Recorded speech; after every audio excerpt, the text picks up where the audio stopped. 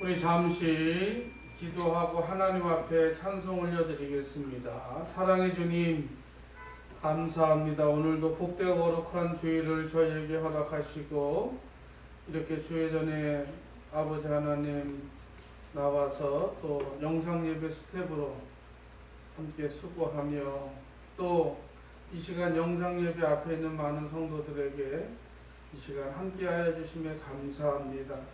예배 앞서 하나님 앞에 먼저 찬송으로 영광 올려드리오니 우리의 찬송을 받아 주시옵소서. 감사하며 예수님의 이름으로 기도하옵나이다. 아멘. 우리 찬송가 325장, 우리 찬송가 325장, 우리 하나님 앞에 예배 전에 찬송 올려드리고 예배하도록 하겠습니다. 찬송가 325장입니다.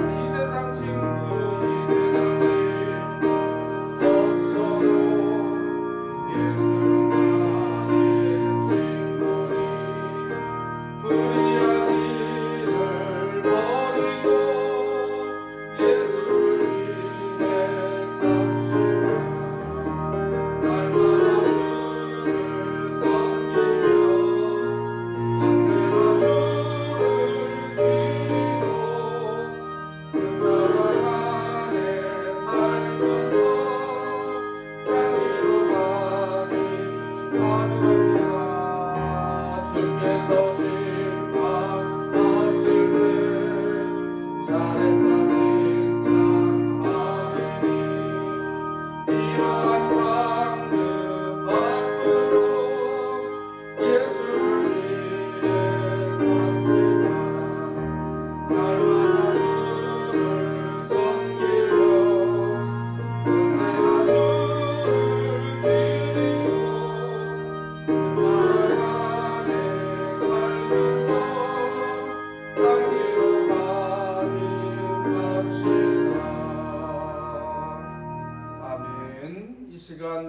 앞서 우리 하나님 앞에 지난 한 주간의 삶을 돌아보며 한 1분 정도 우리 참여하며 기도하는 시간 갖고 예배 들어가도록 하겠습니다. 다 함께 참여하며 기도하겠습니다.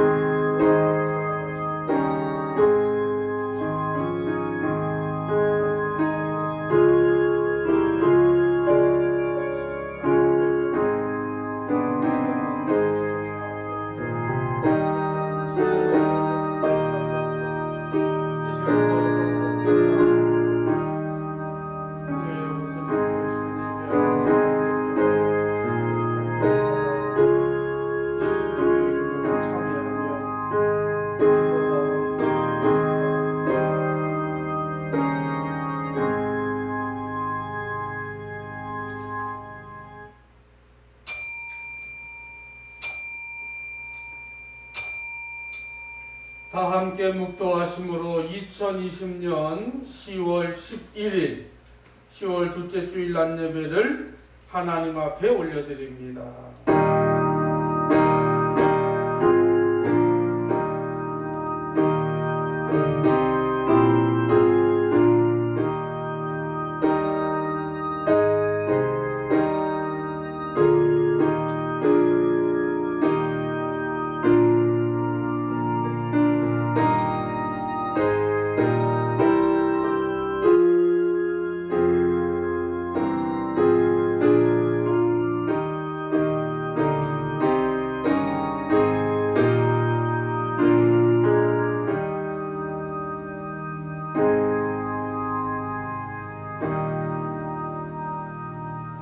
우리 다 함께 찬송가 4장으로 하나님 앞에 영광 올려 드리겠습니다.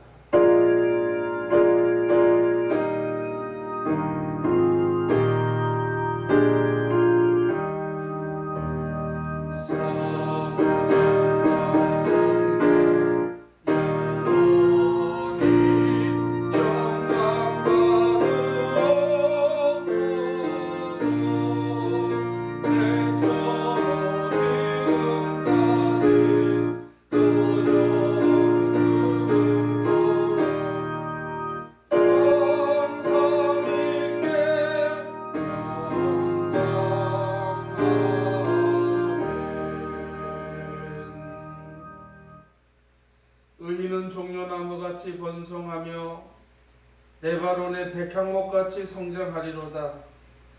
이는 여호와의 집에 심겨졌으며 우리 하나님의 뜰 안에서 번성하리로다. 그는 늙어도 여전히 결실하며 진액이 풍부하고 빛이 청청하니 여호와의 정직하심과 나의 바위 되심과 그에게 불의가 없음을 선포되리로다. 아멘.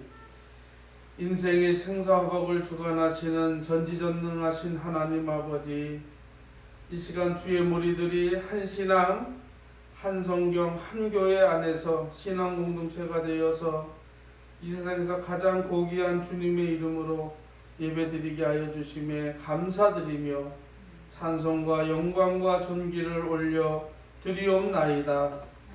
오늘 주의 앞에 모여 예배하는 성도들에게 은혜와 복을 내려주시고 천국잔치가 되게 하여 주옵소서. 말씀을 들을 때 영적으로 새로남을 체험하는 순종의 시간이 되게 하여 주시옵소서.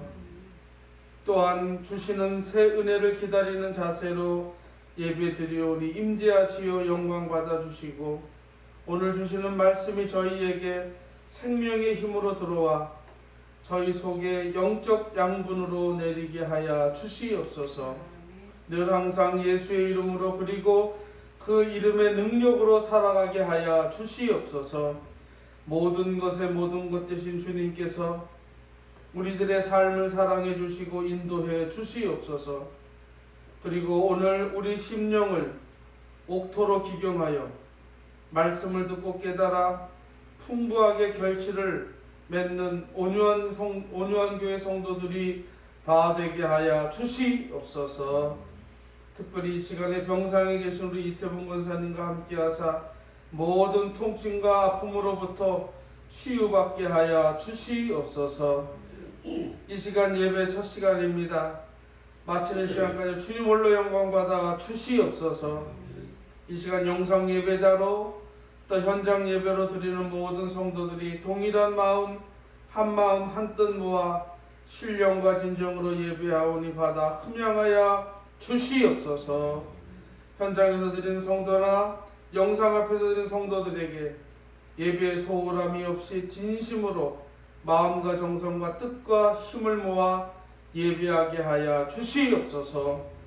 우리를 위하여 십자가에 피 흘려 죽으시고 3일 만에 부활하셔서 우리의 부활의 첫 열매와 함께 기쁨과 소망이 되어주신 우리 구주 예수 그리스도의 이름으로 간절히 감사하며 기원하옵나이다.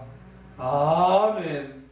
전능하사 천지를 만드신 하나님 아버지를 내가 믿사오며 그 외아들 우리 주 예수 그리스도를 믿사오니 이는 성령으로 잉태하사 동정녀 마리아에게 나시고 본디오 빌라도에게 고난을 받으사 십자가에 못 박혀 죽으시고 장사한 지 사흘 만에 죽은 자 가운데서 다시 살아나시며 하늘에 오르사 전능하신 하나님 우편에 앉아 계시다가 저리로서 산 자와 죽은 자를 심판하러 오시리라. 성령을 믿사오며 거룩한 공예와 성도가 서로 교통하는 것과 죄를 사하여 주시는 것과 몸이 다시 사는 것과 영원히 사는 것을 믿사옵나이다. 아멘.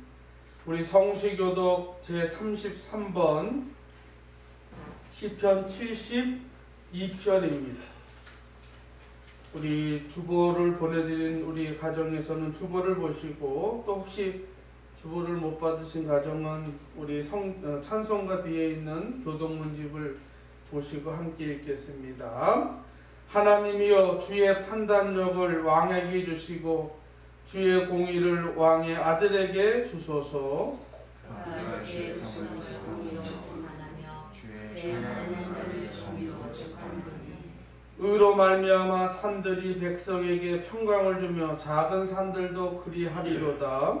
그는 가난한 백성의 억울함을 풀어주며 궁핍한 자의 자손을 구원하며 압박하는 자를 꺾으리로다.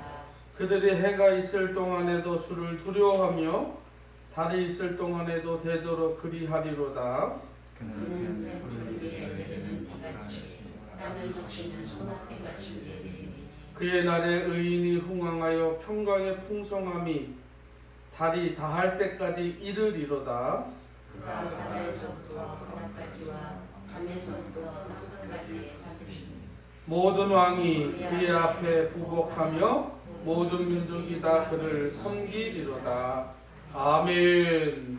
우리 찬송가 255장 찬송 드리신 후에 예배를 위해서 우리 박흥 입사님 기도 인도해 주시겠습니다.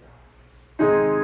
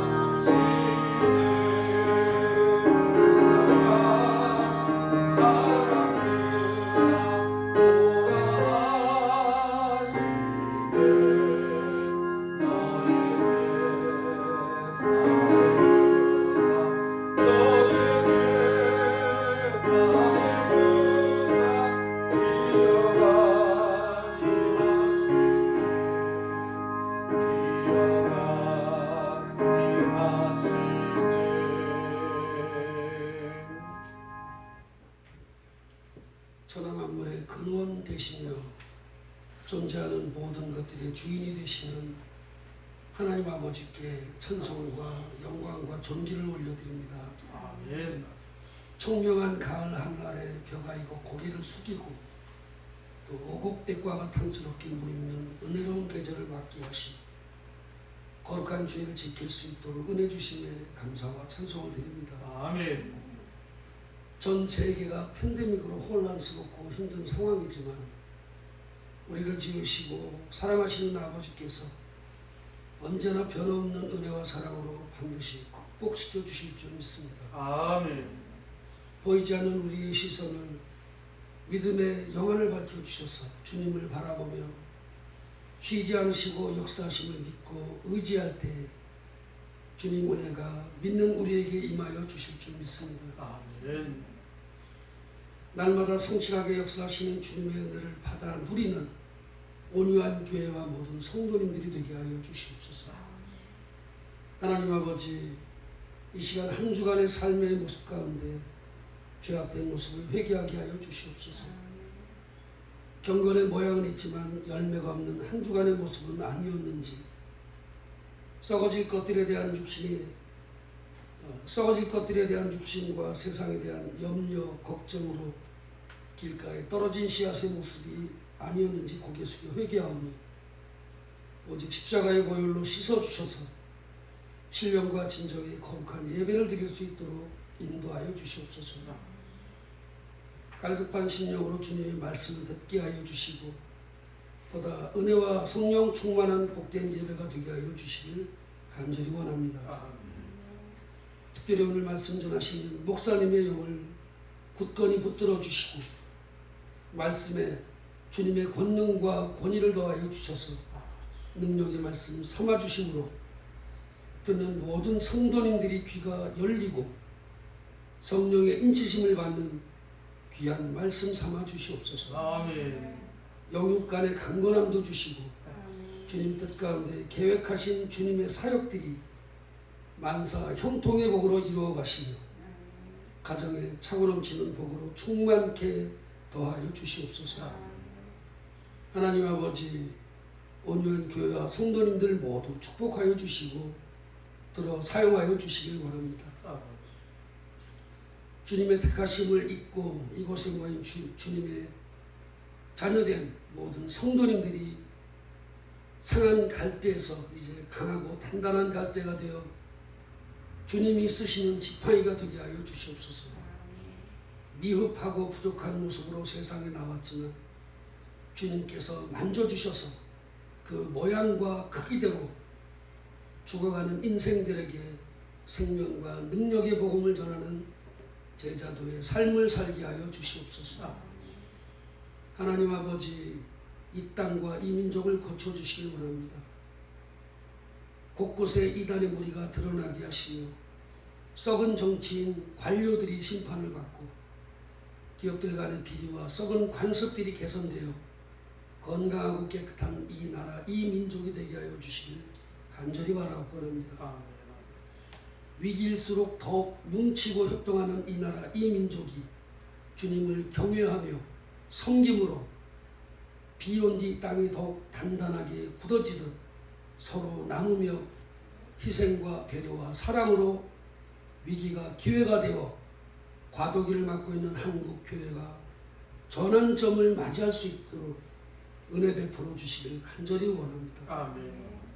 하나님 아버지, 아침과 저녁으로 쌀쌀해지는 환절기에 투병 중이신 권사님들, 연로하신 권사님, 집사님들 항상 기억하셔서 회복하게 하시고 또한 건강 지켜주셔서 주의 일을 잘 감당하게 하시고 날마다 기쁨으로 감사를 드리며 주님께 영광 돌릴 수 있도록 은혜 베풀어 주시옵소서. 아멘. 오늘도 예배 가운데 주님의 임재와 베풀어 주시는 한없는 은혜가 온유한 교회와 성도님들에게 충만하게 더하여 주실 줄 믿사옵고 참 진리시며 참 생명 되시는 예수 그리스도의 이름으로 기도드리옵나이다. 아멘.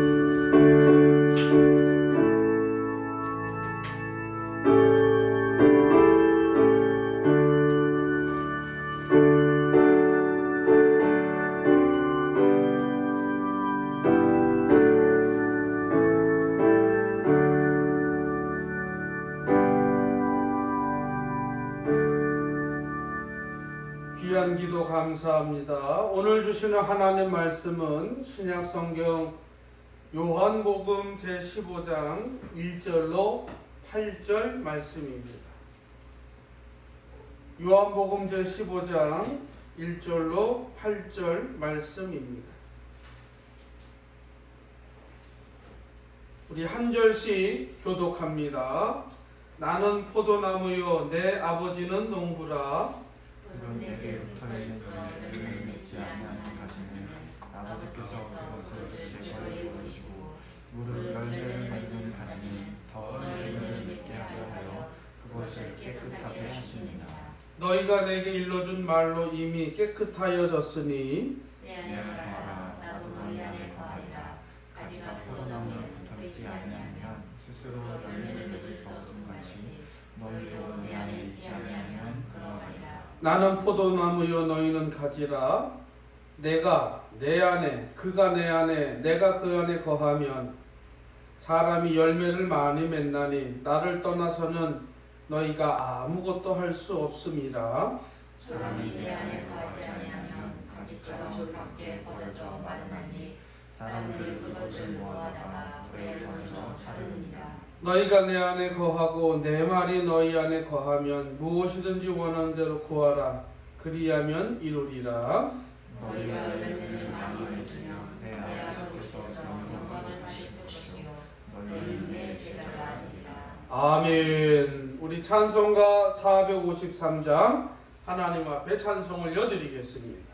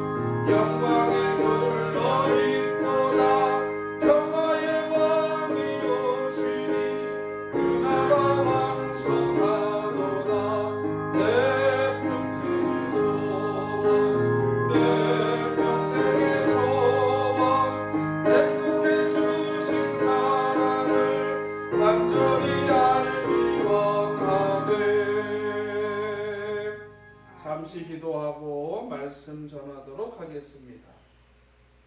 사랑과 은혜가 충만하신 하나님 감사합니다. 오늘도 우리에게 복되고 거룩한 주일을 허락해 주시고 이렇게 하나님 영상 앞에서 그리고 현장에서 예배할 수 있도록 은혜 주심에 감사합니다.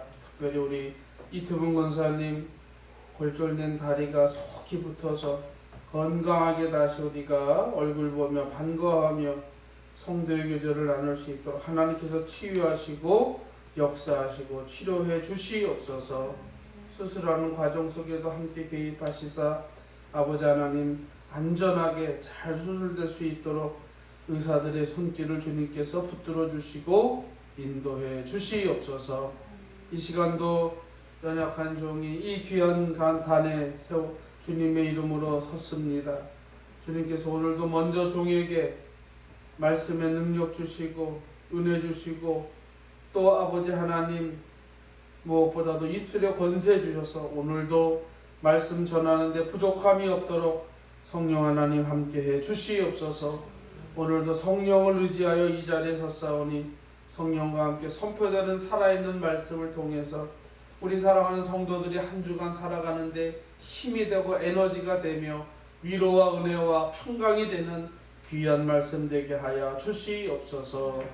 처음 시간입니다. 마치는 시간까지 주님 홀로 주장하여 주시옵소서.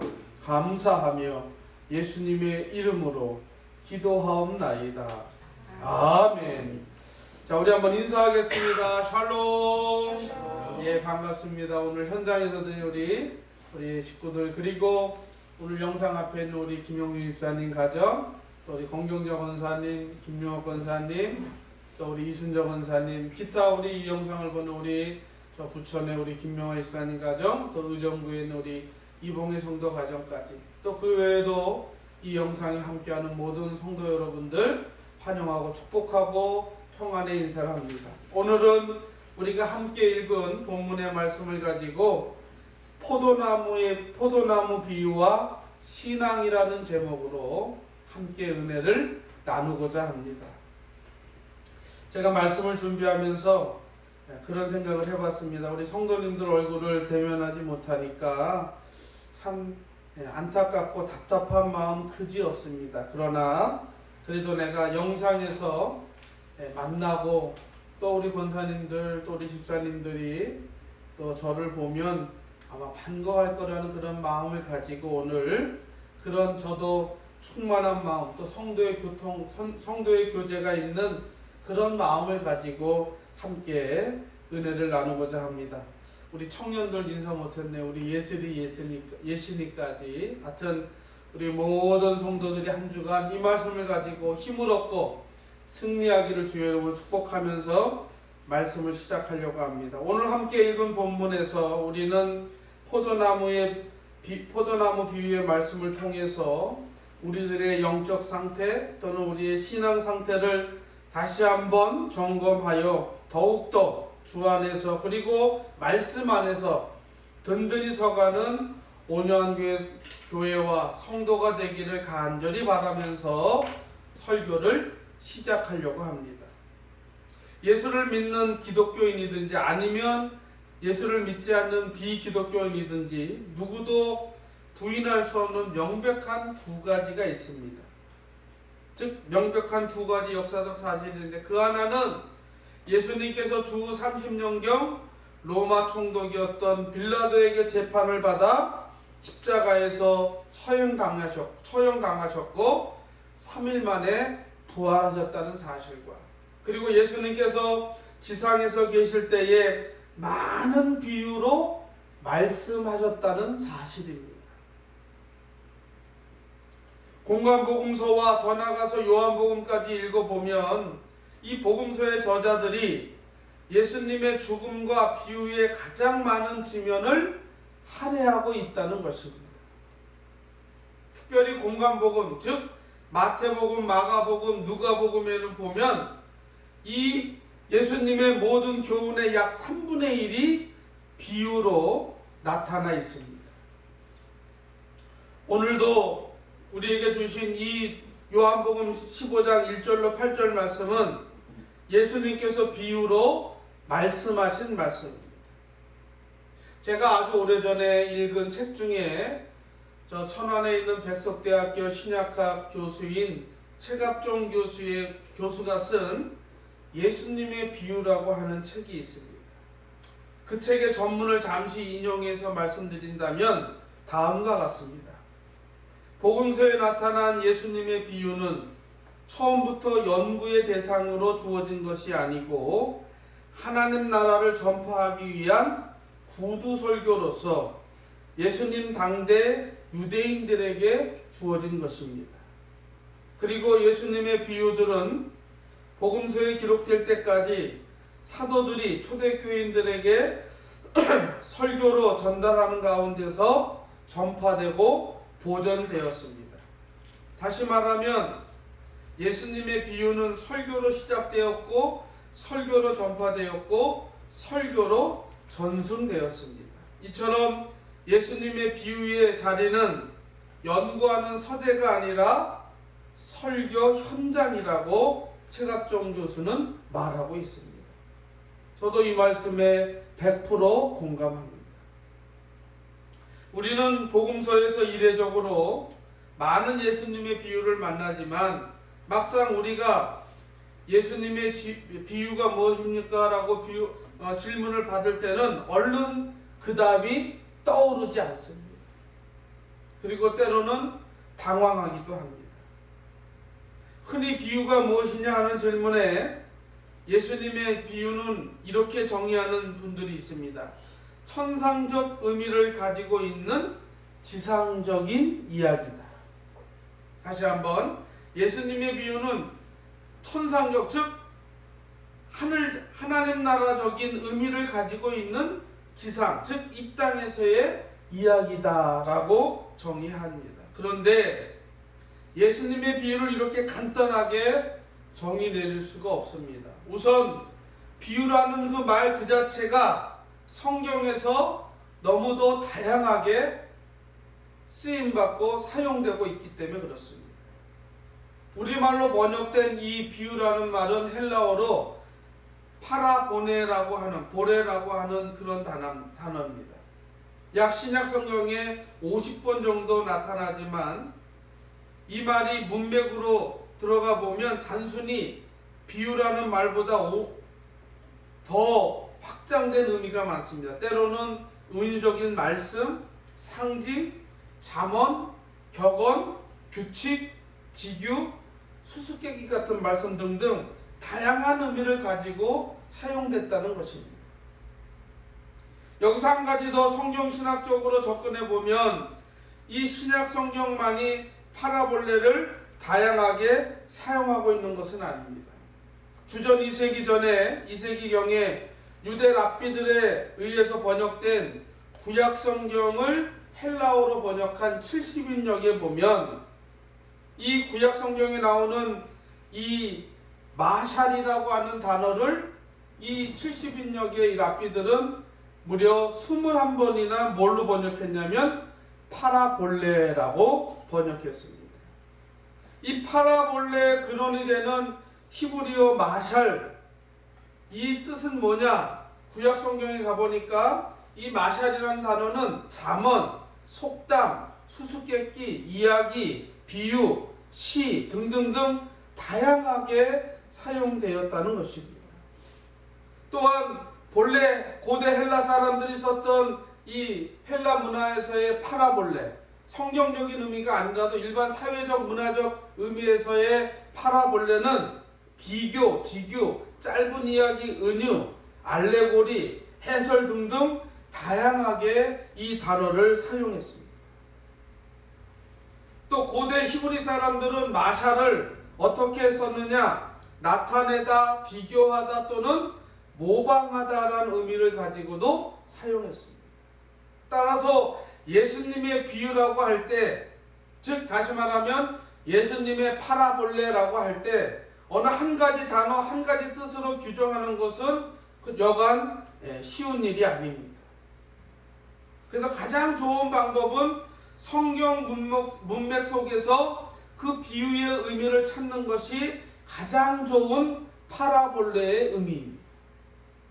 이런 점을 고려해서 여러 신학자들의 정의를 고려하고 제가 정리해서 몇 가지로 말씀드리면, 예수님의 비유는 예수님 자신의 독특하고 생동적인 언어 형태라는 점입니다.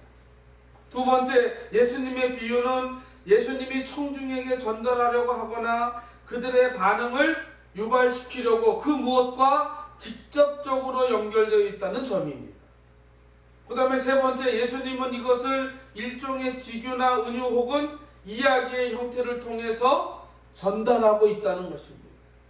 마지막으로 예수님의 비유는 하나님 나라와 나와의 만남을 마련한다는 점에서 아주 중요하게 우리가 기억해야 할 그런 말씀입니다.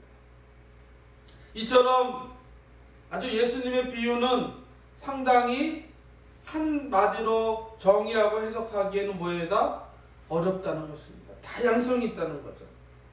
저는 그런데 이런 점에서 우리는 예수님의 비유를 마치 일간신문에 돋보이는 자리에 위치하고 있는 시사 만화와 비교할 수 있습니다. 여러분, 우리가 잘 알다시피 시사 만화는 몇 마디의 언어와 그림을 가지고 뭐예요? 그날의 중요한 정치, 경제, 사회, 문화 등등의 문제를 함축적으로 뭐하고 있다? 전달하고 있습니다. 그래서 독자들은 당일 신문에 시사 만화만 보더라도 세상이 어떻게 돌아간다는 것을 한눈에 알 수 있습니다.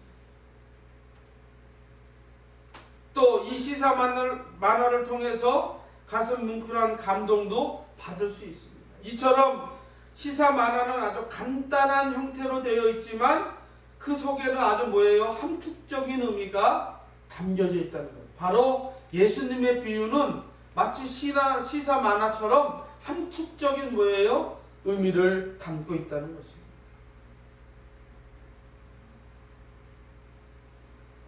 그래서 예수님 자신이 당대 사람들에게 전달하고자 하는 주된 메시지, 곧 하나님 나라의 특성들을 구체적으로 뭐예요? 나타내는 것입니다. 그렇기 때문에 우리가 비유야말로 예수님의 독창적인 교훈의 방식이라고 저는 감히 말할 수 있습니다. 자, 여기서 비유에 대해서 더 확장해서 보면 우리는 이런 질문을 할 수 있습니다. 왜 예수님은 그러면 비유로 말씀하셨습니까? 예수님은 왜 비유로 말씀하셨을까요? 여러 가지 답을 할 수 있지만 가장 성경적인 답이 성경에 나와 있습니다. 우리 한번 찾아보겠습니다. 마태복음 제13장 10절로 17절 말씀입니다. 마태복음 3장 10절로 17절 말씀. 우리 이 아주 중요한 성경이기 때문에 우리 한번 가정에서 또 우리 오늘 영상 예배 드리는 모든 분들 한번 우리 성경을 찾아서 함께 보겠습니다.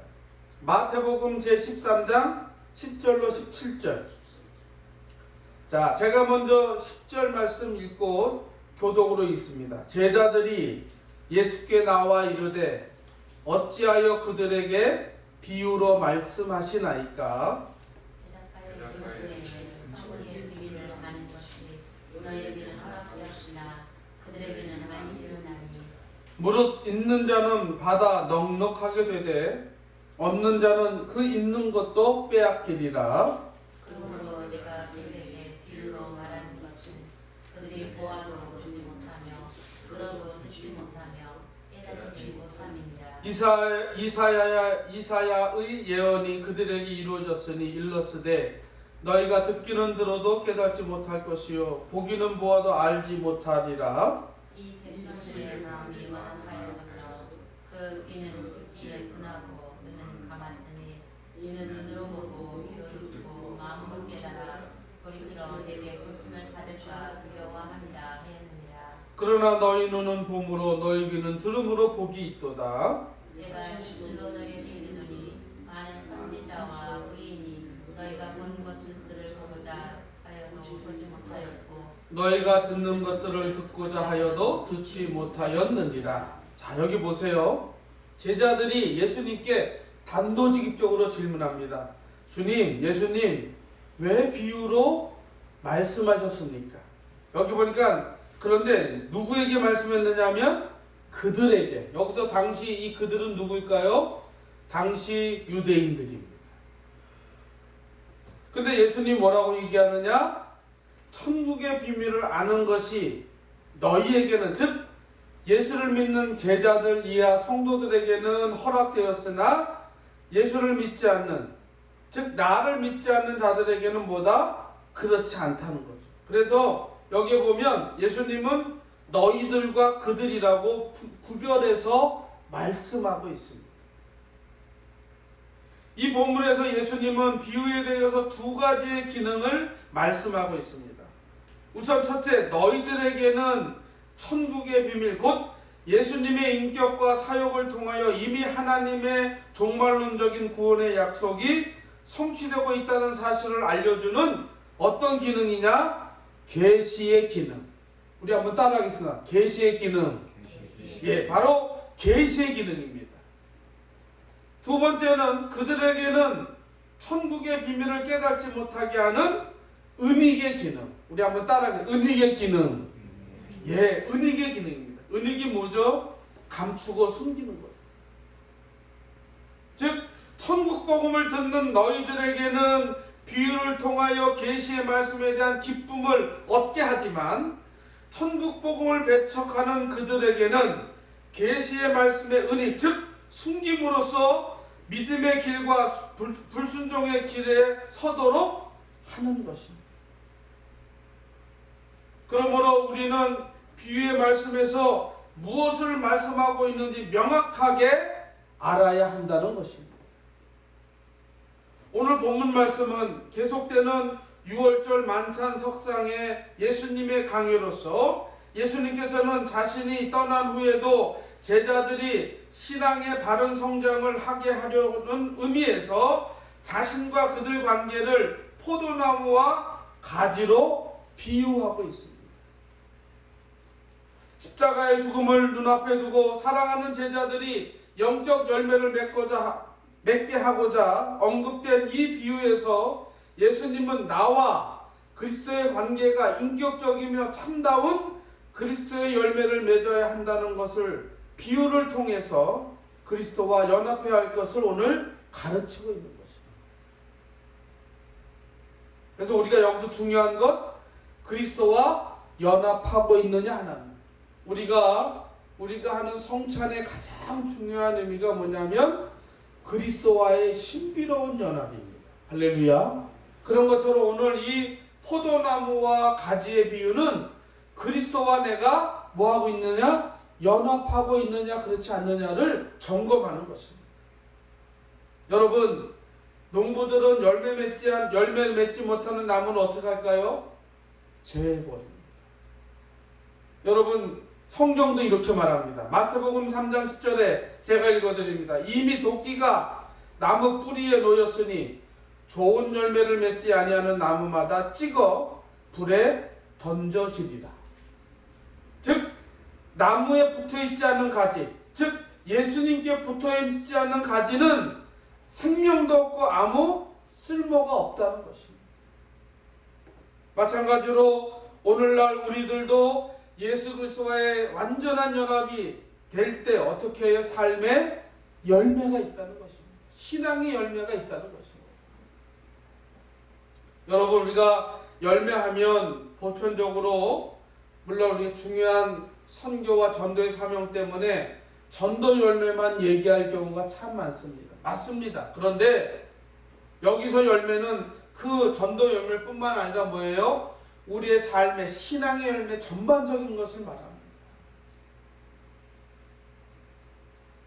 이러한 나무에 대해서 예수님께서는 누가복음 13장 6절 7절 어떻게 말씀하고 있느냐? 제가 읽어드리니까 잘 기울여 들으시기 바랍니다. 사람이 포도원에 무화과 나무를 심은 것이 있더니 와서 그 열매를 구하였으나 얻지 못한지라. 포도원 지기에게 이르되 내가 3년을 와서 이 무화과 나무에서 열매를 구하되 얻지 못하니 찍어버리라. 어찌 땅만 버리게 하겠느냐. 열매를 맺지 못하는 건 뭐예요? 찍어버리라는 것입니다. 그러면서 주님 말합니다. 땅만 뭐한다? 더럽힌다는 것입니다.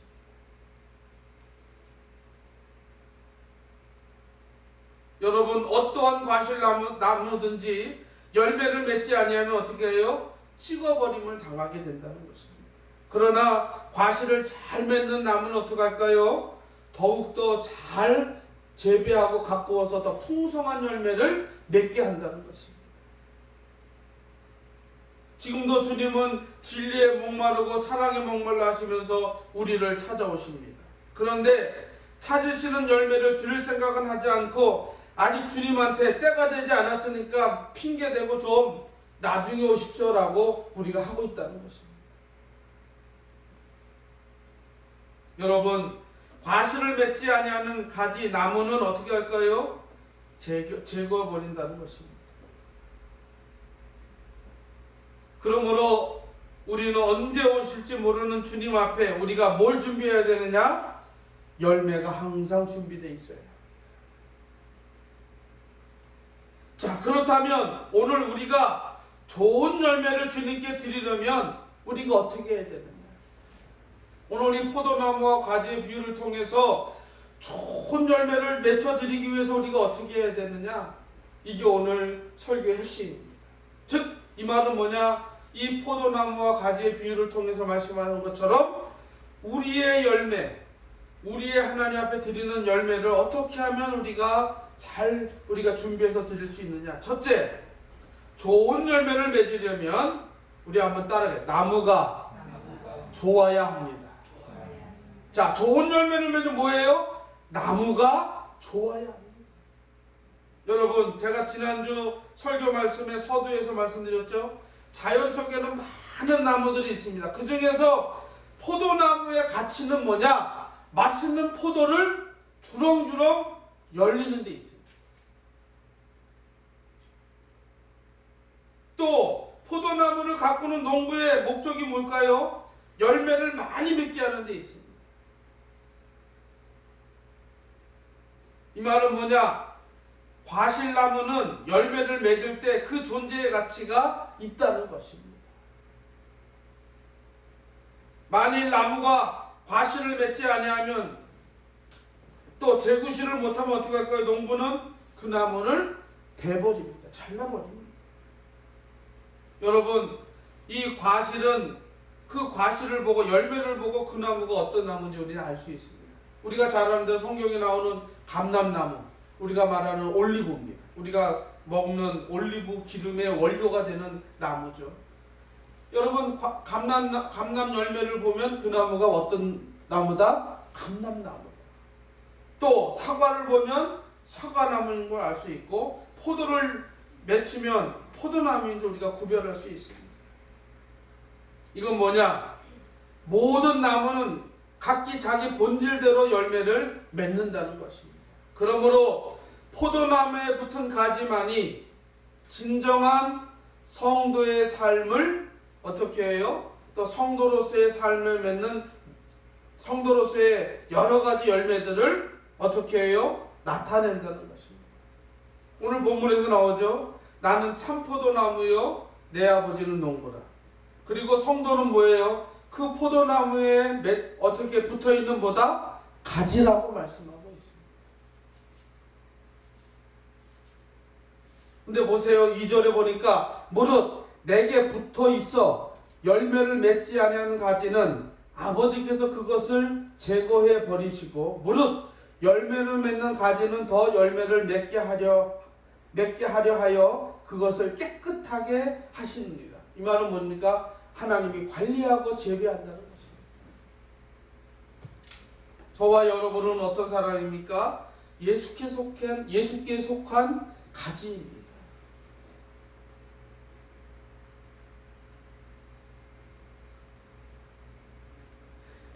나무가 열매를 맺어야 가치 있는 것처럼 그리스도인은 바로 뭐예요? 영적 열매를 맺어야 가치가 있는 것입니다. 우리가 좋은 열매를 맺으려면 어떻게 해야 할까요? 누가복음 6장 43절에서 이렇게 말합니다. 못된 열매 맺는 좋은 나무가 없고 또 좋은 열매 맺는 못된 나무가 없느니라.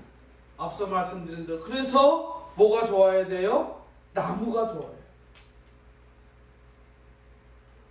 일찍이 하나님께서는 이스라엘 민족에 대해서 뭐라고 말씀했냐면 극상품 포도나무라고 비유했습니다. 그 말씀이 어디 있냐면 이사야서 5장 1절로 7절 말씀 중에 특별히 1절 2절에서 보면 이렇게 말합니다. 내가 사랑하는 자에게 포도원에 있으며 심히 기름진 산에로다. 땅을 파서 돌을 제하고 극상품 포도나무를 심었도다. 이게 이스라엘을 말하는 겁니다. 한편 여기서 나무는 상징적으로 뭐냐? 사람의 됨됨이를 말합니다. 자, 우리가 뭐 좋은 열매를 맺으려면 뭐가 좋아야 된다? 나무가 좋아야 된다. 그럼 그 나무는 뭐냐? 사람의 됨됨이라는 거예요. 이것을 우리는 뭐라고 표현할 수 있어요?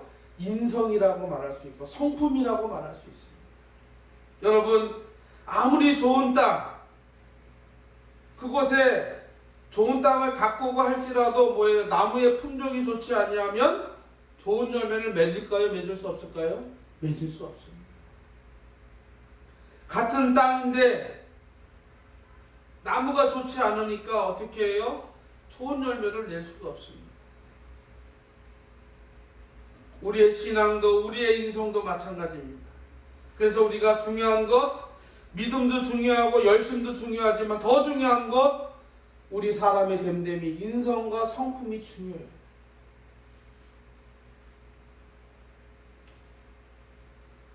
우리들의 믿음이 변하지 않고 그대로 쭉 가면 좋지만 상황이나 여건 또는 환경 때문에 우리의 믿음이 자꾸 변질됩니다.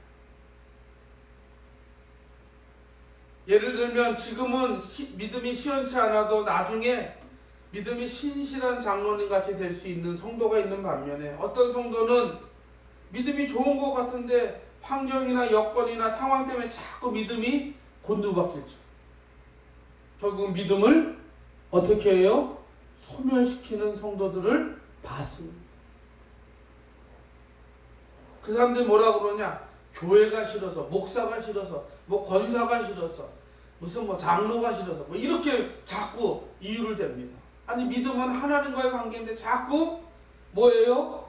환경이나 여건이나 그런 것 때문에 교회 나가기 싫다고 얘기합니다.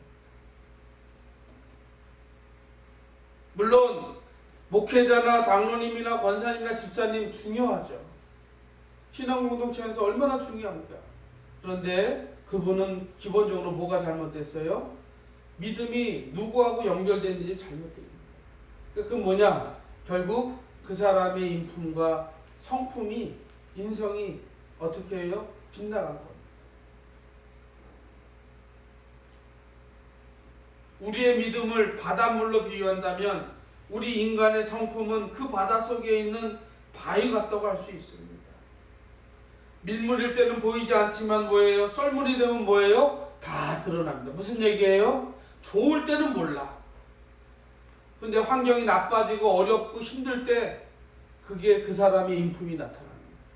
그 사람이 진짜 바위인지 아니면 이끼인지.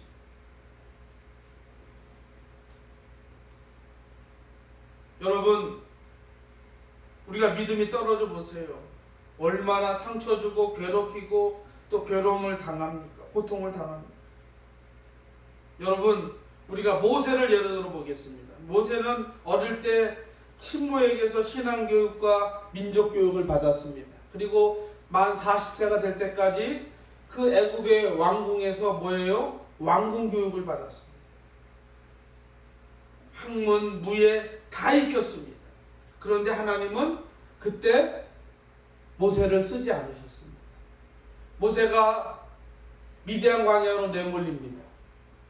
이후에 어떻게 그 40년 동안 그의 과격하고 혈기 넘치는 성품들을 하나님이 다 어떻게 해요? 다듬으시는데 마치 40년 동안 온순한 양을 치면서 자신도 뭐예요? 양처럼 온순해집니다. 그래서 홍해 앞에서 백성들이 원망하고 달려들지만 그는 혈기를 부리지 않습니다. 식량이 없다, 물이 없다, 이 백성들이 원망할 때도 한 번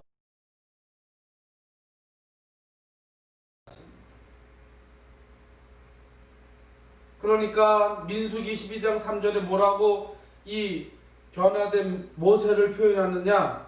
지면의 모든 사람보다 그는 뭐했다? 온유한 사람이었다라고 말합니다.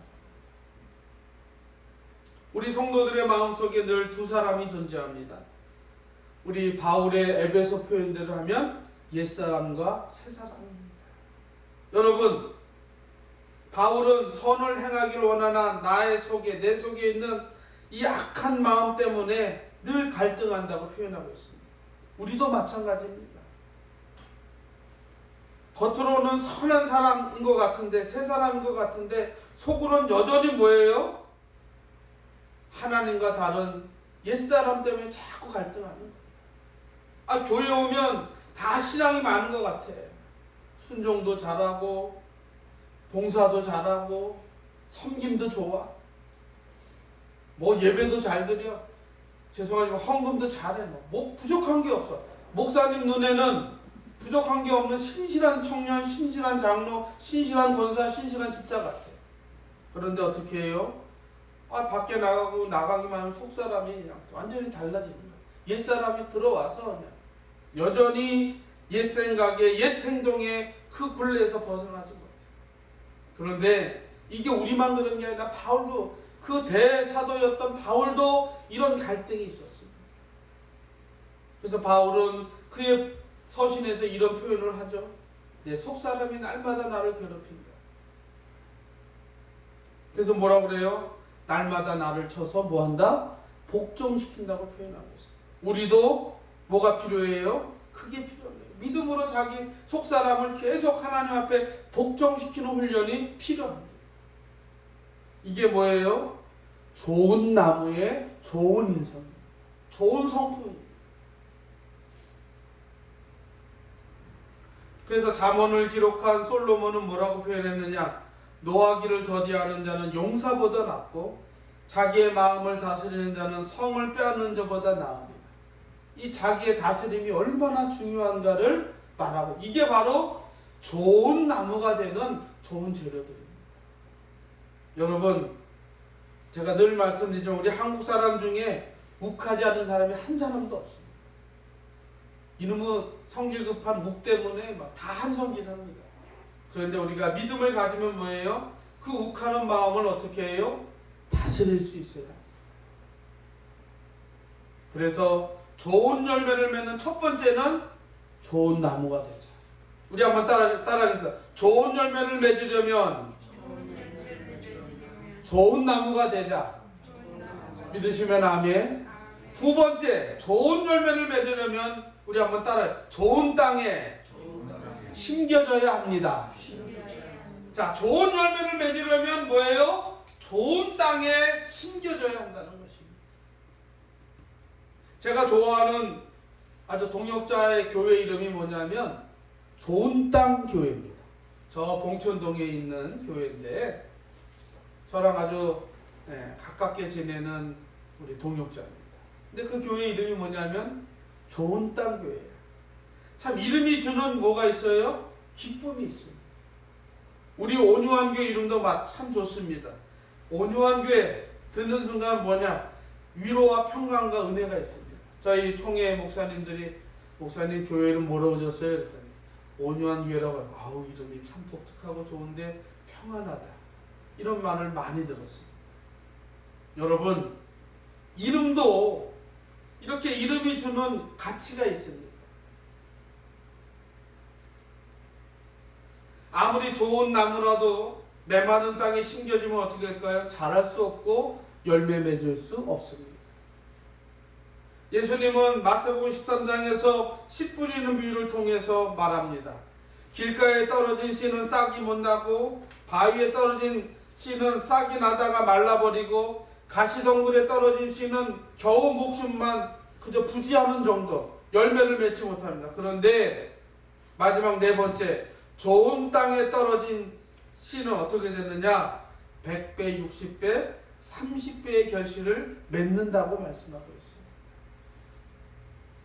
여기서 네 종류의 땅은 사람의 마음, 믿음이라고 우리가 말할 수 있습니다. 우린 여기서 같은 씨라도 심겨진 땅이 얼마나 중요한가를 우리가 교훈적으로 배울 수 있습니다. 시편 기자는 뭐라고 얘기하느냐? 시편 1편에서 복을 받으려면 가는 길과 앉는 자리가 뭐다? 중요하다. 시냇가에 심은 나무는 철을 따라 뭐예요? 열매를 맺습니다. 시편 1편도 그러지만 예레미야 17장 7절 8절에 가면 이렇게 말씀합니다. 제가 읽어드립니다. 물가에 심겨진 나무가 그 뿌리를 강변에 뻗치고 더위가 올지라도 두려워하지 아니하며 그 입이 청청하며 가무는 해에도 걱정이 없고 결실이 그치지 아니함과 같도다. 할렐루야. 얼마나 귀한 말씀이거든요. 여기서 물가에 심겨졌다는 말은 어떤 의미냐? 늘 하나님을, 늘 주님을 의지하고 의뢰하는 사람을 말합니다.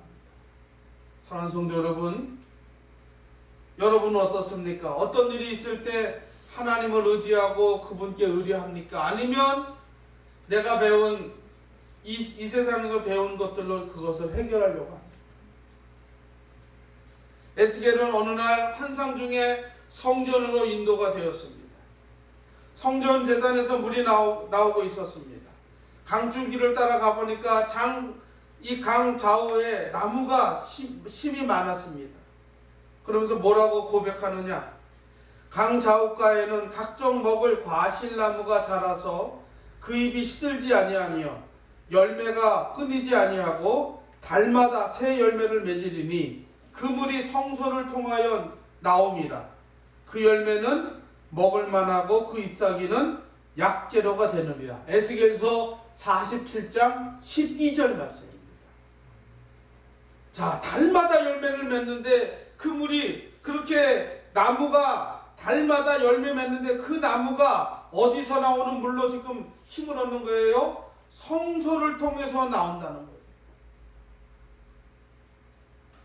그 성소를 통해서 나오는 물을 통해서 이 나무가 물을 흡수해서 먹을 만하고 잎사귀는, 심지어는 잎사귀는 약재료가 된다고 얘기하고 있어요. 여러분, 좋은 열매를 맺으려면 좋은 땅에 심겨져야 합니다. 여기서 좋은 땅의 의미는 영적으로 한 세 가지인데, 첫째는 하나님의 성전, 곧 교회를 의미합니다. 둘째, 교회 중에서도 끊임없이 생수와 같은 하나님 말씀이 넘치는 교회를 말합니다.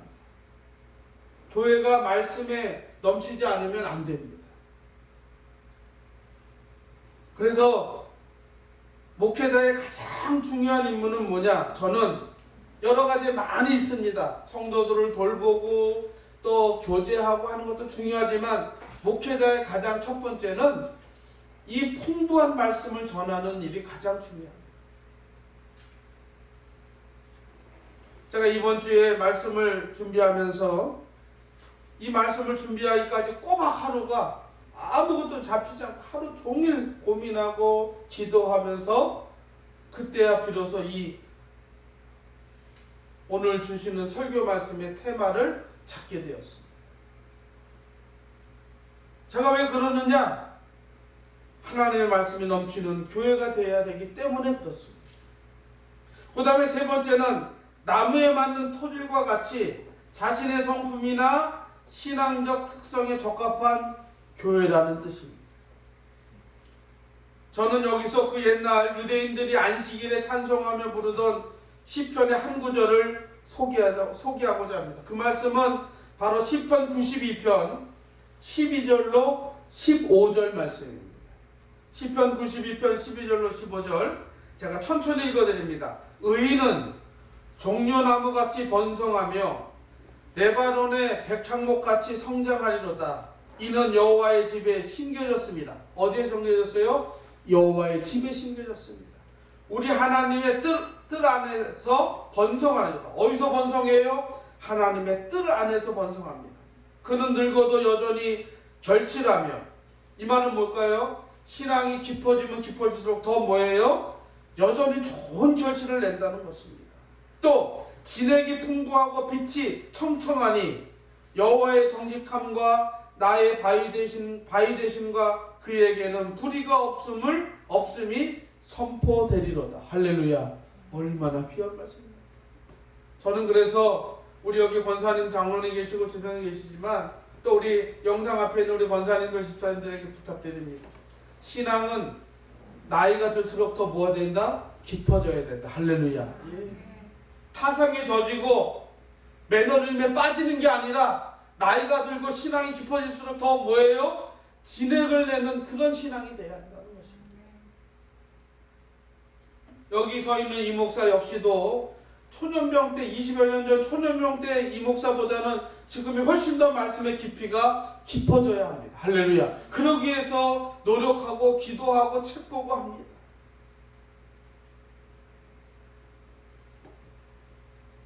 이게 바로 좋은 열매를 맺으려면 뭐예요? 좋은 땅에 심겨져야 한다는 것입니다. 저와 여러분이 뭐예요? 좋은 땅이 돼야 돼요. 할렐루야. 마지막 세 번째, 좋은 열매를 맺으려면 우리 한번 따라해요. 잘 가꾸어야 합니다. 자, 좋은 열매를 맺으려면 뭐 해야 된다? 잘 가꿔야 된다. 즉 다시 말하면, 다른 말로 표현하면 잘 재배해야 한다는 것입니다. 여러분, 곡식이나 채소나 꽃이나 나무 그냥 심어놓기만 하면 자랍니까? 그렇지 않습니다. 반드시 두루 파고 거름 주고 물 주고 잘 가꿔야 합니다. 요즘 우리 장로님이 우리 2층 저 베란다에 장로님이 지난 주간에 겨울 상추를 심으셨어요. 가을 겨울 상추. 장로님이 틈만 나면 오셔서 채소를 보고 심은 시금치나 이런 것들을 보면서 가꾸십니다. 저 역시도 이틀에 한 번은 꼭 교회 오면 기도하고 제일 먼저 하는 일이 저 2층 베란다에 나가서 물 주는 일입니다. 여기 있는 이 나무들 저녁에는 들여놓고 아침에는 빛 보려고 주고 물 줍니다. 거의 매일같이 합니다. 왜 그럴까요? 그렇지 않으면 늘 말씀 이렇게 푸르른 나무들을 유지할 수 없습니다.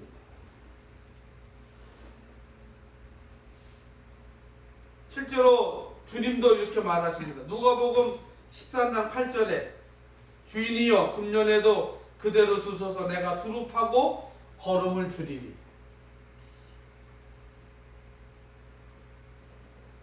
자, 좋은 열매를 맺으려면 잘 가꿔야 되는데, 그렇다면 이 말씀을 우리의 신앙생활, 우리의 영적 생활로 적용한다면, 그렇다면 우리의 믿음 생활에서 좋은 열매를 맺으면 잘 가꾼다는 게 어떤 뜻이냐? 첫째는 주님과 늘 가까이 해야 합니다. 할렐루야. 우리 한번 따라해보세요. 주님과 늘 가까이 해야 합니다.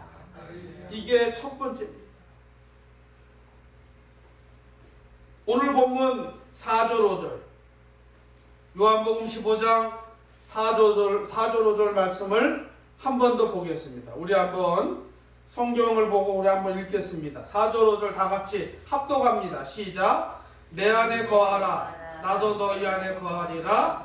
가지가 포도나무에 붙어 있지 아니하면 스스로 열매를 맺을 수 없음같이 너희도 내 안에 있지 아니하면 그러하리라. 나는 포도나무여 너희는 가지라. 그가 내 안에 내가 그 안에 거하면 사람이 열매를 많이 맺나니 나를 떠나서는 너희가 아무것도 할 수 없음이라. 할렐루야.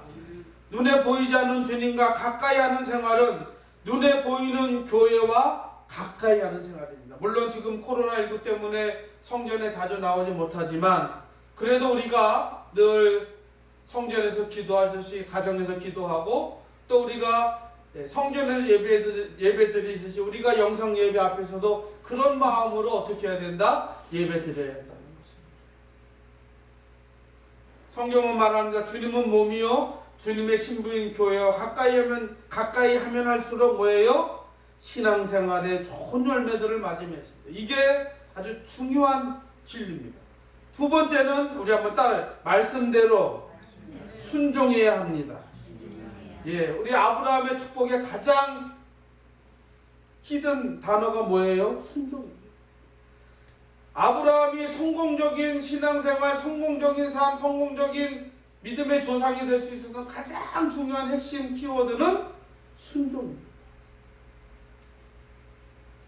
우리 역시도 열매를 잘 맺으려면, 잘 가꾸려면 뭐 해야 되느냐? 말씀대로 순종해야 합니다. 바울은 뭐라고 했냐면 로마서 6장 13절로 23절에 보면 바울은 우리의 몸을 순종의 병기라고 표현하고 있습니다. 그러므로 자신을 누구에게 드리든지 그의 종이 됩니다. 예를 들어서 죄에 순종하면 뭐예요? 사단의 종이 됩니다. 그러나 의에 순종하면 누구의 종이 돼요? 하나님이 종이 되어서 거룩한 열매를 맺는다는 것이 로마서 6장의 말씀입니다.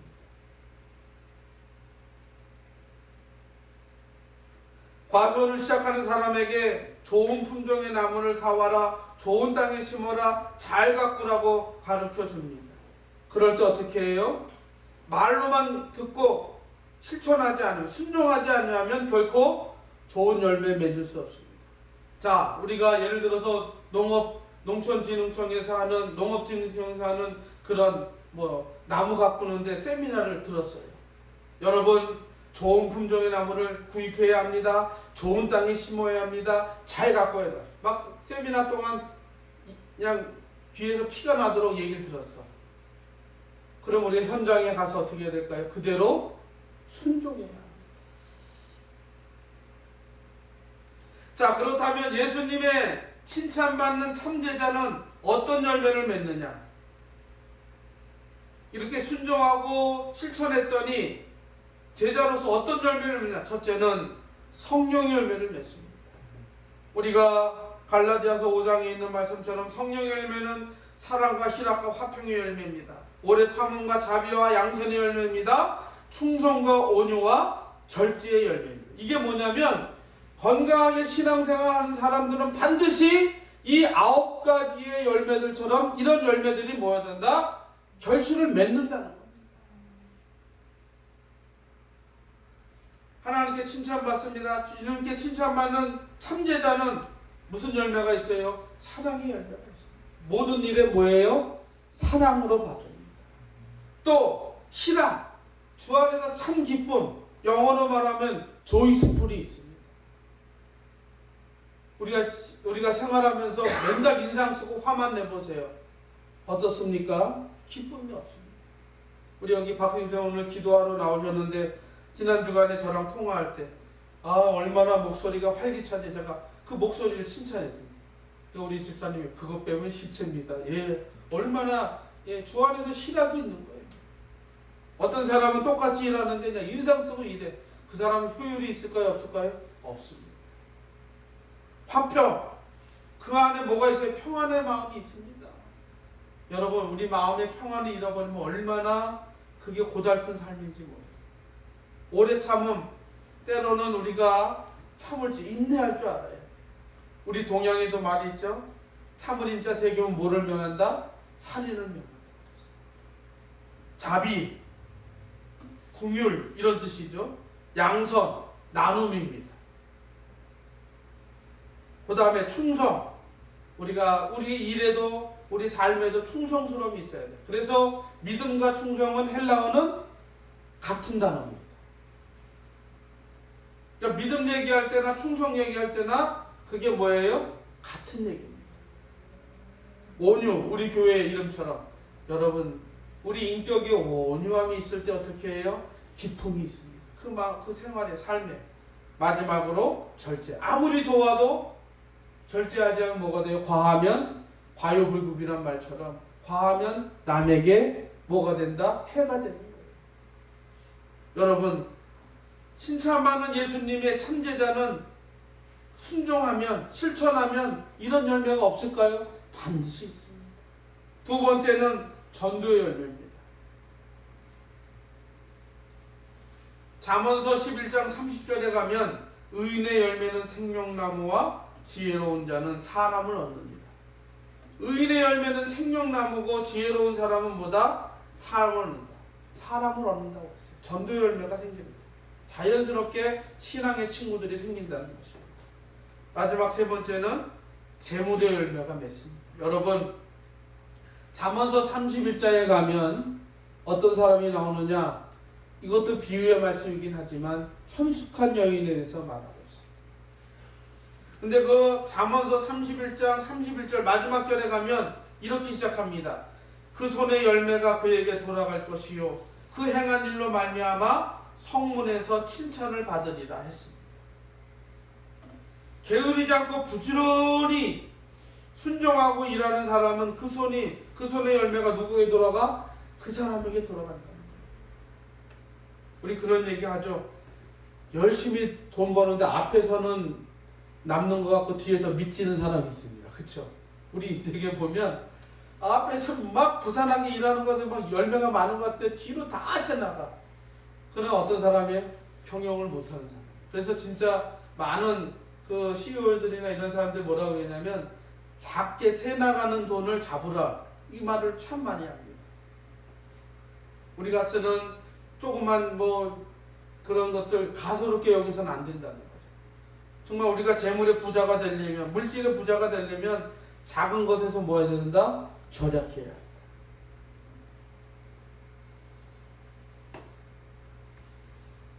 여러분, 우리가 농부가 기르기만 하는 걸로 끝납니까? 아닙니다. 농부는 반드시 열매까지 생각합니다. 그쵸? 열매를 생각하려면 뭐예요? 모든 면에서 잘 단속해야 돼. 그 열매를 맺지 않게 하는 그런 요소들을 어떻게 해야 된다? 제약. 그래야 하나님이 재물의 축복, 물질의 축복도 줍니다. 그래서 제가 늘 말하죠. 한 번 더 말합니다. 우리는 10만 원을 만 원처럼 쓰는 사람이 돼서는 안 돼.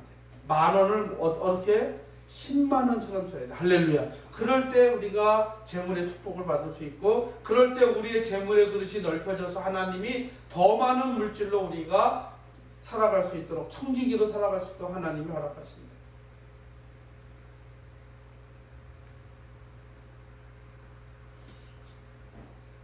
우리 교회도 마치 포도원과 같습니다. 하나님은 우리 교회를 이곳 이문동에 온유한교회로 작년 7월에 세워주시고 지금까지 왔습니다. 우리 교회가 그 열매가 없다면 우리는 반드시 하나님께 뭐예요? 책망받습니다. 우리는 책망받지 말아야 합니다. 우리의 삶도, 우리의 교회도 늘 믿음 안에서, 예수님 안에서, 말과 행실에서 열매를 맺어야 합니다.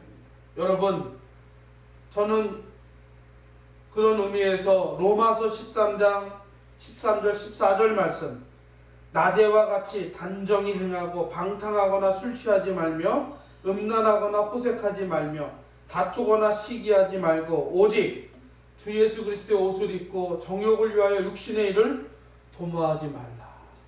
얼마나 귀한 교훈인지 모릅니다. 이것이 참 포도나무에 속한 그리스도인, 예수를 닮아가는 그리스도인의 삶입니다. 우리 교회도 마찬가지입니다. 그러므로 오늘 이 포도나무 비유를 통해서 주님은 우리에게 신앙적으로 분명하게 말씀하고 있습니다. 즉 온유한교회 성도들과 이 설교를 듣는 모든 분들에게 좋은 열매를 맺는 성도가 되라는 것입니다. 좋은 열매를 맺는 나무처럼 신앙도 좋은 나무처럼 자라야 한다는 것입니다. 나무가 좋은 성도가 됩시다. 좋은 땅에 심겨진 성도가 됩시다. 잘 가꾸는 성도가 됩시다. 그러기 위해서는 기도의 양분, 말씀의 양분, 봉사와 헌신의 양분을 충분하게 우리가 받아 먹어야 합니다. 더 나아가서 성령으로 거듭나고 변화된 마음을 잘 다스려서 좋은 나무가 되고, 축복의 땅인 하나님의 성전에 심겨진 생수로 공급받으며 주님과 가까이 하고 말씀대로 순종하여 성령의 열매, 전도의 열매, 재물의 열매를 많이 맺는 그런 우리 온유한교회 성도들 되기를 이 시간 주의 이름으로 축복하고 축원합니다. 기도하겠습니다. 사랑의 주님, 감사합니다. 우리가 하나님 아버지, 오늘 이 포도나무 비유와 신앙이라는 제목 하에 좋은 나무가 되려면, 좋은 열매를 맺으려면 좋은 나무가 되어야 하고, 좋은 땅에 심겨져야 하고, 무엇보다도 잘 가꾸어져야 합니다. 주님, 성령으로 거듭나서 변화된 마음으로 살아가는 좋은 나무의 신앙 되게 하여 주시옵소서. 성전에서 나오는 말씀의 생수를 공급받아서 늘 아버지 하나님 쉴만한 물가, 푸른 초장 쉴만한 물가에서 좋은 열매 맺는 성도들 되게 하여 주시고, 무엇보다 주님과 가까이 하여서 말씀대로 순종하여 성령의 열매, 전도의 열매, 그리고 풍성한 재물의 열매까지 그렇게 축복받는 우리 사랑하는 온유한교회 성도 되기를 간절히 바라며 예수님의 이름으로 기도하옵나이다. 아멘. 우리 찬송가 435장 우리 찬송 드리면서 우리 하나님 앞에 준비된 예물 드리도록 하겠습니다. 찬송가 435장입니다.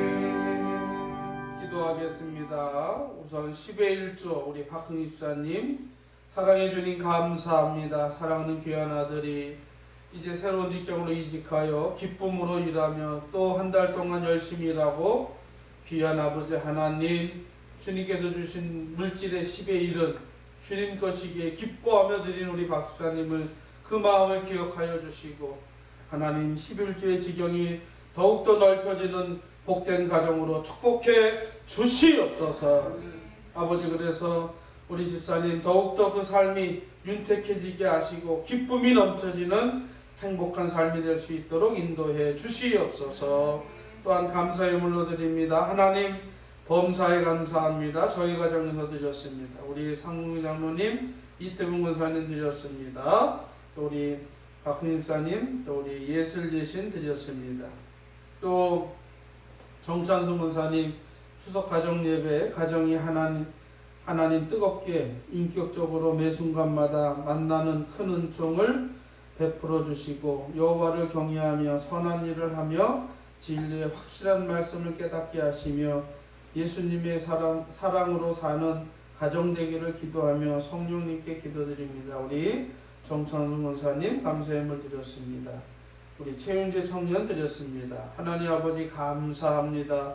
이렇게 하나님 앞에 오늘 현장에서 드리는 것 외에도 우리 영상 예배에서 우리 모두 우리 주의 성도들이 드리는 귀한 아버지 하나님 10의 1조 또 감사의 물이 있습니다. 아버지 기억하여 주시고 그 감사 내용대로 우리 성도들 더욱더 감사하며 삶 속에서 풍성한 은혜를 누리며 살아가는 행복한 성도들 되게 하여 주시옵소서. 감사의 마음이 풍성한 우리 온유한교회 성도들 되게 하여 주시옵소서. 오늘도 이렇게 감사를 심어싸우니 한 주간도 감사로 승리하게 하여 주시옵소서. 또 아버지 하나님 드립니다. 건축예물 우리 박흥희 집사님 또 우리 김용희 청년 드렸습니다. 또 성교예물 우리 박흥희 집사님 드렸고 또 생일 감사한 거 우리 김선호 선생 드렸습니다. 아버지 하나님 감사합니다.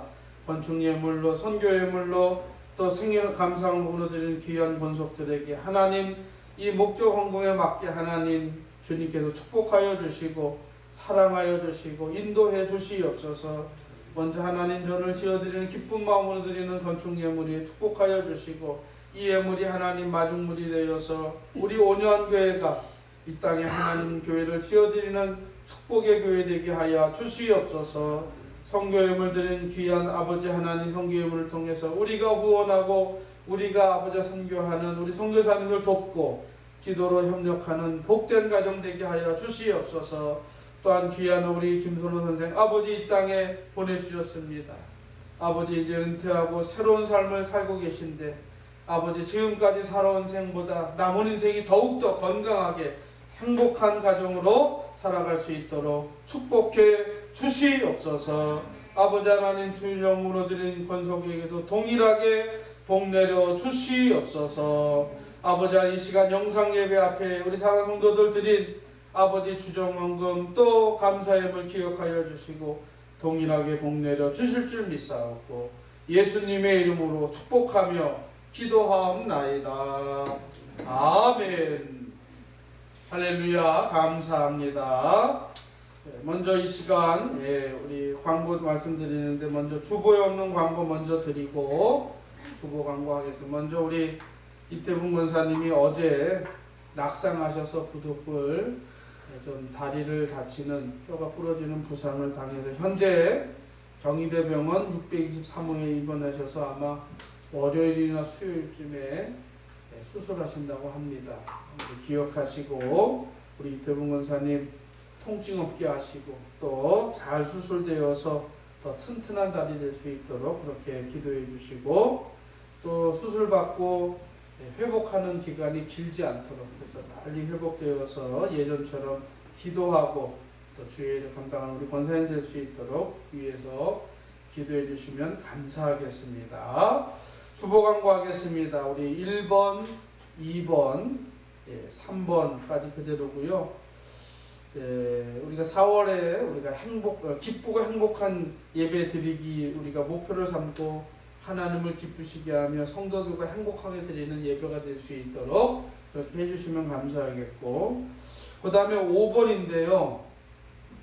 우리가 원래는 다음 주부터 이제 대면 예배도 겸해서 드리도록 그렇게 광고했는데 지난 주간 화요일에 동대문구청에서 공문이 교회로 왔습니다. 거기 내용을 어제 이제 우리 장로님하고 의논하면서 말씀드렸는데 아직도 정부 당국이나 구청에서는 대면 예배 드리는 것을 금하고 있고 비대면 예배만 하고 있고 대신에 이제 각 교회에서 뭐 예배 드린다 하는데 그게 어떤 거냐면 정확하게 말씀드리면 비대면 예배를 드리기 위한 영상 제작 및 송출을 위한 자원들 그래서 예배 순서자들 또 그런 사람들을 큰 교회 1000명, 2000명 큰 교회들은 50명 내외 그리고 300명 이하 되는 300석 이하 되는 교회는 20명 내외로 그런 인원들만 제한적으로 들어와서 영상 예배를 위한 그런 스텝으로 드리는 예배들 구성 인원이지 나라가 뭐 30명, 20명 이하는 괜찮다, 50명 이하는 괜찮다고 해서 대면 예배를 허락한 게 아닙니다. 우리 동대문구청에서 준 공문에 의하면 만약에 그럴 경우 대면 예배 드릴 경우 300만 원 이하의 벌금 플러스 만약에 코로나 환자가 발생했을 경우는 그 치료까지 다 개인에게 벌금 내고 부담하겠다는 그런 내용들이었습니다. 그래서 우리 장로님하고 의논한 결과 아직까지 대면 예배를 공식해서 드리는 건 아직 때가 이르다. 그래서 10월 달 계속해서 그냥 비대면 예배로 드리겠습니다. 그래서 다음 주에 대면 예배 겸해서 드리려고 했는데 그렇지 않고 당분간은 우리가 비대면 예배로 드리겠습니다. 그래서 우리 좀 아쉽지만 현재 우리 영상 예배 드리는 우리 권사님들, 집사님들 좀 답답할 수 있죠. 조그만 화면 또는 TV 화면으로 예배 드리는 게 우리가 성전에 나와서 예배 드리는 것처럼 감동이 없을 수 있지만 그렇게 생각하지 마시고 우리가 자칫 우리가 나와서 예배 드리다 혹여나 우리가 코로나 간염 환자가 나오면 그럴 때는 교회를 폐쇄하게 되는 그런 위험한 지경이 있을 수 있다. 그래서 다음 주, 그 다음 주 10월 한 달 동안은 계속해서 비대면 유튜브 영상 예배로 하겠습니다. 그렇게 아시고, 좀 아쉽지만 우리 성도님들 조금만 더 참아주시기 바랍니다. 그래서 아마 오늘 오후나 되면 아마 저 질본 대책본부에서 좀 발표가 있다면, 만약에 그래도 몇십 명 이하는 2m 간격 두고 하는 예전처럼 대면 예배가 가능합니다 하면 언제든지 우리가 대면 예배로 전환해서 예배 드리도록 하겠습니다. 그렇게 하시니까 여러분들 꼭 기억하시고, 우리가 다음 주, 그 다음 주 우리가 2주 더 우리가 비대면 예배, 영상 예배를 드리고, 그 다음에 나라에서 어떻게 발표하는지 보고 그 추이에 따라서 대면 예배 결정 시기를 결정하도록 하겠습니다. 만약에 대면 예배를 드린다면 당분간은 역시 주일 낮 예배 외에는 또 소그룹은 아주 엄격하게 금하고 있습니다. 그래서 우리가 대면 예배 드릴 경우에는 주일 낮 예배에 한정하고, 우리가 체온 검사하고 성전 소독하고 마스크 착용하고 손 소독제 사용하고 또 2m 거리 두고 예배하는 거 계속 유지하도록 하겠습니다. 그렇게 하고, 원래 이번 주간이 저희 교회가 속해 있는 경기노회 제195차 정기노회였는데, 이 정기노회도 11월 24일부터 24일까지 우리 총회장을 지내신 한은직 목사님 교회 리빙스턴 교회에서 잠정적으로 11월 말로 연기했습니다. 이렇게 하시고 계속해서 기도해 주시면 감사하겠습니다. 우리 이 시간 다 함께 일어나셔서 찬송가 620장 1절 찬송 드리고 축도로 예배를 마치겠습니다.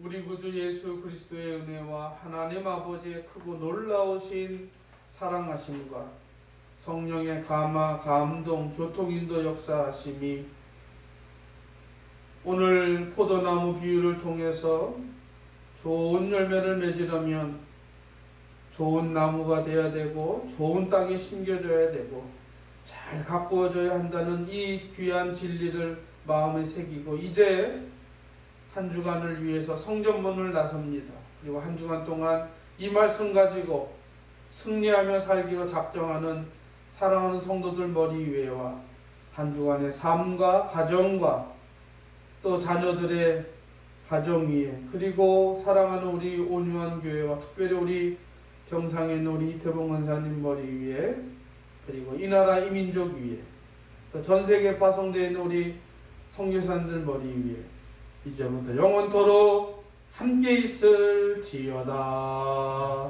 아멘.